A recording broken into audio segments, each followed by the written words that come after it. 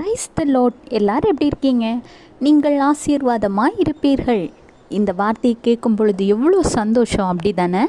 ஆசீர்வாதம்னு சொல்லும்போது நிறைய ஆசீர்வாதங்கள் உண்டு. ஆண்டவர் ஒவ்வொருவரையும் அவர்களின் பிரயாசத்திற்கேற்ப ஆசீர்வதிப்பார், செயல்களுக்கு ஏற்ப ஆசீர்வதிப்பார்.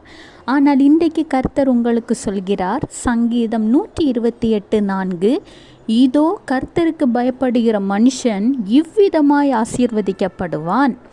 இவ்விதமாய் அப்படிங்கிற அந்த வார்த்தையோட மீனிங் என்னன்னு தெரியுமா? சங்கீதம் 128 முழுவதும் நீங்கள் வாசிக்கும் பொழுது அதில் 6 வசனங்கள் வருகிறது. 6 வசனங்களும் உங்களையும் உங்கள் குடும்பத்தையும் பிள்ளைகளையும் ஆசீர்வதிக்கிற வசனங்கள். அந்த வசனங்கள் உங்கள் தலைமுறைக்கும் உங்களுக்கு தேவையான எல்லா ஆசீர்வாதங்களும் அடங்கியுள்ள அதிகாரம். எனவே ஆண்டவராகிய இயேசு கிறிஸ்து உங்களையும் உங்கள் குடும்பத்தையும் ஏராளமாக ஆசீர்வதிக்க ஆசைப்படுகிறார். ஆண்டவராகிய இயேசு கிறிஸ்துவுக்கு பயப்படும் பொழுது இந்த அதிகாரத்தில் குறிப்பிட்டுள்ள அத்தனை ஆசீர்வாதங்கள் உங்களையும் உங்கள் குடும்பத்தையும் வந்தடைவதை யாராலும் தடை செய்ய முடியாது. அந்த அதிகாரத்தை வாசித்து ஆண்டவருக்கு நன்றி சொல்லி ஆசீர்வாதத்தை சுதந்திரித்துக் கொள்ளுங்கள். Have a blessed day. Jesus bless you.